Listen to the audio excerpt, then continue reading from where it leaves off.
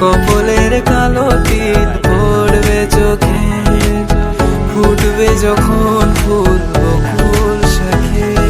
ভ্রমর যে এসেছিল জানবে লোকে, তোমাকে ছাড়া আকাশে সাজে না, সহজে তো বাতাসে বাঁশি বাজে না।